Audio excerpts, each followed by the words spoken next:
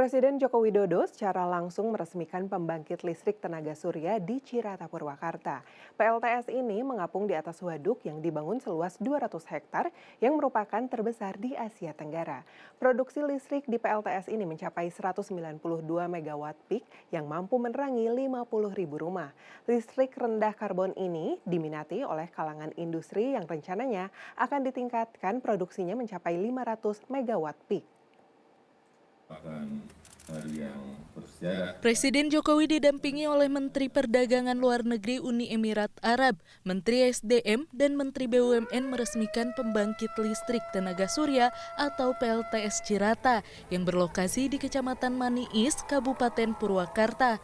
Proyek PLTS yang dibangun dan mengapung di atas waduk seluas 200 hektar di areal Waduk Cirata ini, pembangunannya dilakukan selama 3 tahun.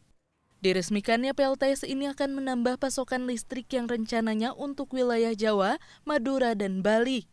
Namun saat ini produksi listrik PLTS baru mencapai 192 megawatt peak yang diperkirakan mampu menerangi 50.000 rumah.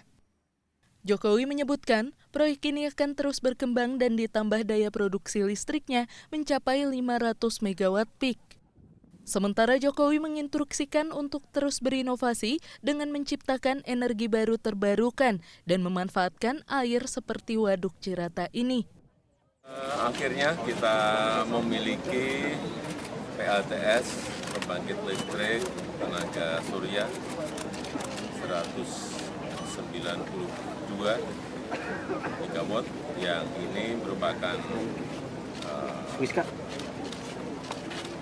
pembangkit listrik tenaga surya yang floating yang terbesar di Asia Tenggara. Saya kira setelah memulai ini nanti tadi saya sudah bicara juga dengan Menteri Dr. Tani dari UAE bahwa ini akan ditingkatkan lagi mungkin di angka kurang lebih 500 megawatt dan kita harapkan akan semakin banyak energi baru terbarukan yang dibangun di negara kita, Indonesia, baik itu tenaga surya, hydropower, kemudian geothermal, kemudian tenaga angin. Saya kira kalau terus secara konsisten kita laksanakan seperti ini akan sangat banyak. Jokowi melanjutkan kunjungannya ke Pasar Citeko Pleret, Purwakarta, memantau fasilitas sekolah di Purwakarta dan membagikan sembako di pusat kota Purwakarta. Dian Firmansyah, Purwakarta.